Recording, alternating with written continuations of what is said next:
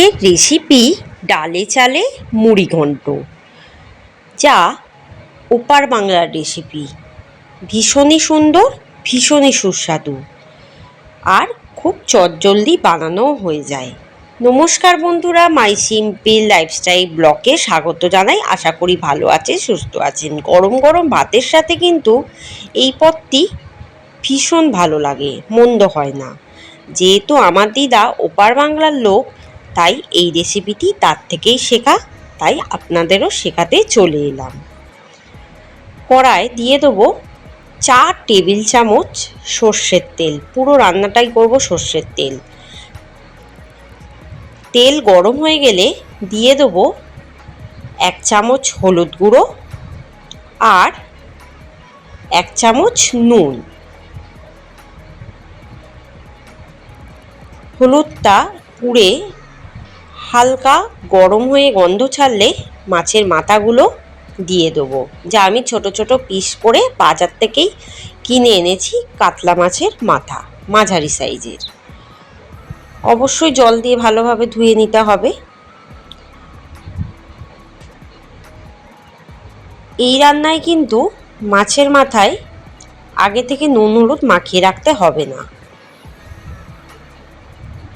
এবার উল্টে পাল্টে ভালোভাবে ভেজে নেব। এক পিঠ অপর পিঠ ভালোভাবে লাল লাল করে ভেজে নিতে হবে। তাহলে মাছের মাথার যে আঁশটে গন্ধটা থাকে সেটা কিন্তু ভালোভাবে ভাজলে চলে যাবে।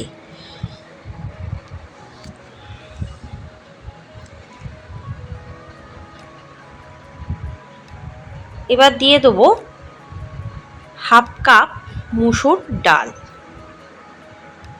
আর 1/2 কাপ গোবিন্দভোগের চাল, 1/2 কাপ সোনামুগ ডাল। এটাও কিন্তু মুড়োর সাথেই ভালোভাবে ভেজে নিতে হবে।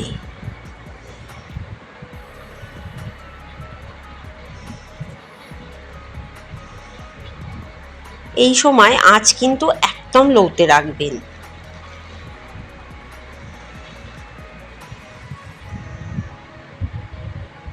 এটা ততক্ষণ ভাজা হোক, আমি কিছু মশলা রেডি করে নিই। একটা মিক্সার বলে দিয়ে দেবো 7-8টা কাঁচা লঙ্কা,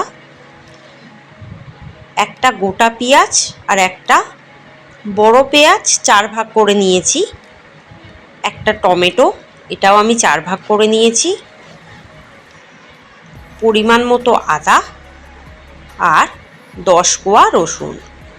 এটা খুব ভালোভাবে মিক্সারে বেটে নেব।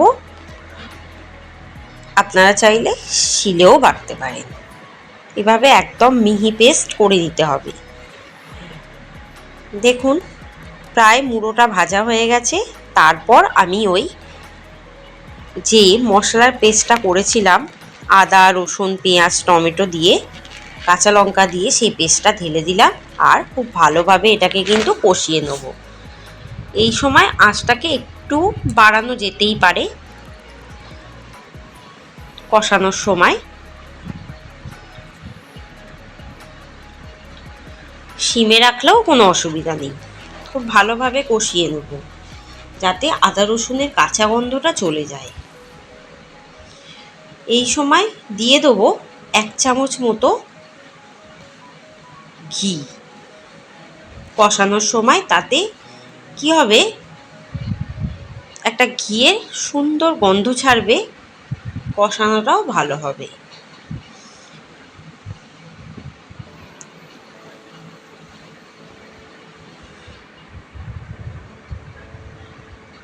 কষানোর সময় কোনো রকম জল কিন্তু আমি দেব না।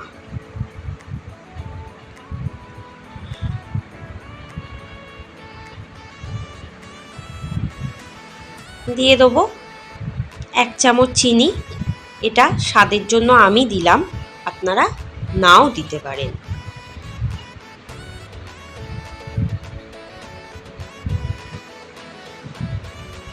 দেখুন প্রায় তেল ছেড়ে দিয়েছে কষতে কষতে। তখন আমি ওই মশলার পাত্রটি ধুয়ে 1 কাপ মতো জল আমি দিয়ে দিলাম। এটা কিন্তু অবশ্যই উষম গরম জল, নলে কিন্তু ডাল আর চাল সিদ্ধ হবে না। কাঁচা ঠান্ডা জল দিলে ভালোভাবে মশলার সাথে কিন্তু জলটা মিশিয়ে দিতে হবে। দিয়ে 20 মিনিট আমি এটাকে ঢাকা দিয়ে রেখে দেবো, আঁচটাকে একদম কমিয়ে।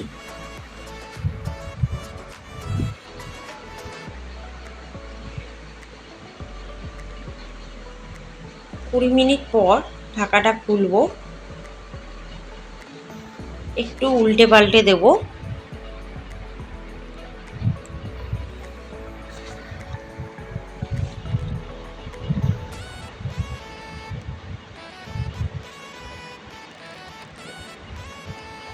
দিয়ে দেবো 1 চামচ গরম মশলার গুঁড়ো।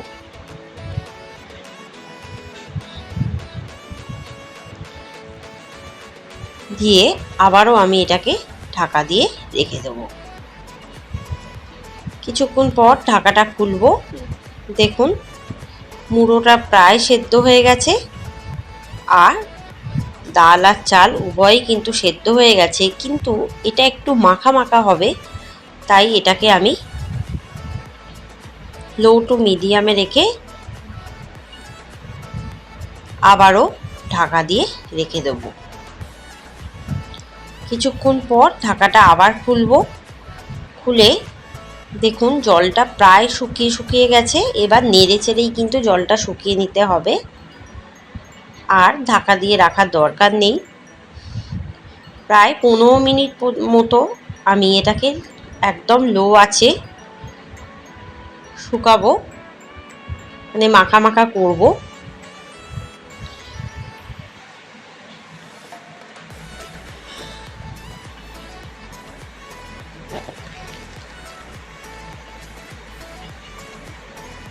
আর মুড়োটা যতটা পারবেন ভেঙে দেওয়ার চেষ্টা করবেন।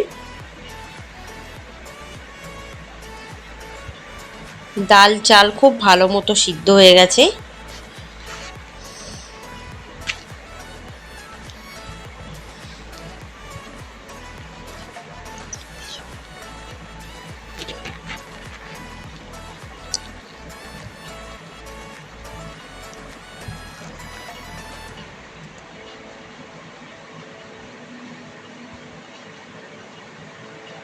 খুব ভালোভাবে লো আছে কষতেই থাকবো।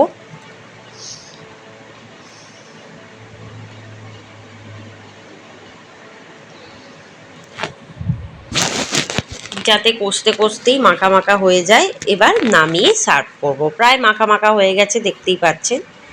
যদি ভালো লাগে রেসিপিটা অবশ্যই কিন্তু কমেন্টের মাধ্যমে আমাকে জানাবেন, আর আমার চ্যানেলে সাবস্ক্রাইব করবেন, বেল আইকনে ক্লিক করে রাখবেন, যাতে নতুন নতুন রেসিপির আপডেট আপনাদের কাছে পৌঁছে যায় সবার আগে। আর সমস্ত রেসিপি দেখে কমেন্টে জানাতে ভুলবেন না। আমার চ্যানেলে চোখ রাখবেন। ভালো থাকবেন, সুস্থ থাকবেন, সাবধানে থাকবেন। ধন্যবাদ।